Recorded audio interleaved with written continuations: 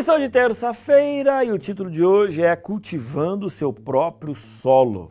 Conforme a gente conversou ontem, Jesus estava explicando a respeito da parábola e o que tem a ver diretamente com a gente.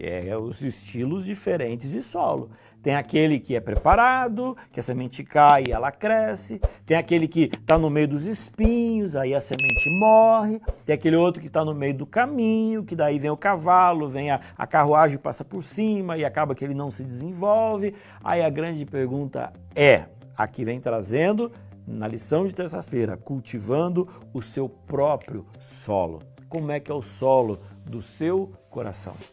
Sabe, às vezes o evangelho ele cai na nossa vida, mas como ele não é cuidado, como ele não é adubado, como a gente não faz com que as condições aconteçam de forma favorável, as raízes elas ficam muito, muito frágeis.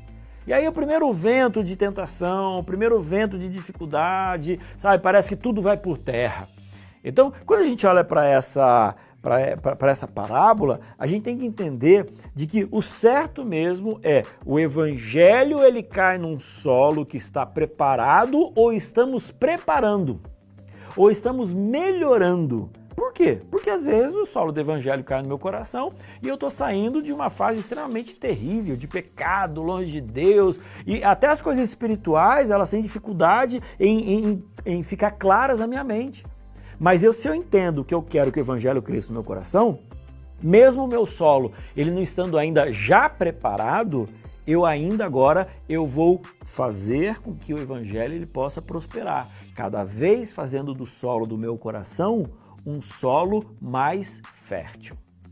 E aí é o final da nossa lição de hoje, que diz assim, olha, temos mais controle sobre o nosso próprio solo do que imaginamos.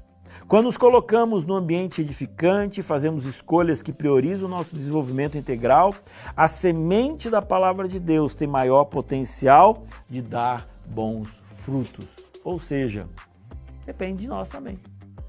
A salvação não depende de você nem de mim. Jesus morreu na cruz do Calvário, basta a gente aceitá-lo como Senhor e Salvador da nossa vida, e então aqui está, beleza.